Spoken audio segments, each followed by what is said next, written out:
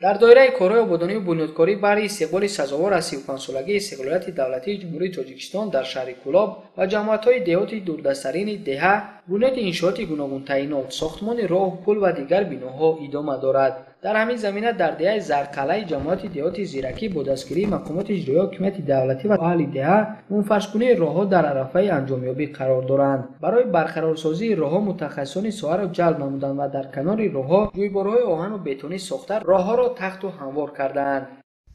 با مقدار قریب 7.5 کیلومتر راه را ما اول سنگفرش کردیم.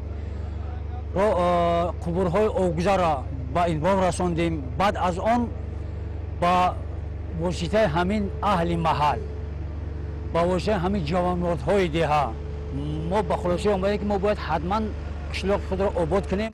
در دهه زرقلعه بیش از 450 خواجگی موجود است که زیاده از 4000 نفر ساکنان را در بر میگیرد. راههای داخل دهه باشند زیاده از 7000 متر میباشد. دستاندرکاران در نوبت اول نقشه راه مرکزی را طراحی کرده بودند و بعدا تصمیم گرفتند که تمام راههای دهه را منفرش نمایند. با گفته رئیس محله تا امروز در کارهای منفرش‌کنی مبلغ بیش از 7 میلیون سومانی مصرف گردیده 7200 متر راههای دهه منفرش کرده شدند. در دهه مذکور بیمارخانه ناحیوی، مؤسسه تعلیمی، بنگاه طبی و کتابخانه فعالیت دارد که در برابر راههای دهه سهم حولی این مؤسسه‌ها نیز منفرش کرده شدند. برای باز هم بهتر نمودن اینفراستراکچور دهه و دسترسی اهالی به آب نوشابه در 3 نقطه مناره‌های آب ساخته شده است که خط آب نوشابه به حولی هر یک منزل زیست کشیدند. حالا ساختمان مناره نوبتی با گنجایش 65 کوب متر آب ادامه دارد و بعد به انجام رسیدن کارهای ساختمانی قسمت دیگر دهه پورا با آب نوشابه تامین می‌گردند. در کارهای آبادانی پیر و برنای دهه با هم آمدند و تا آخر ماه اکتبر کارهای ساختمانی را پورا به انجام می‌رسانند. این زمان ستونپایه‌های برقی و خط‌های برقی را عوض و تعمیر نموده ساختمان راه پیاده‌گرد و شنانیدن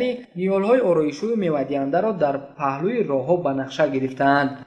شریف نوسفرزاده از زلای سعید برای برنامه اخبار از شهر کولاب.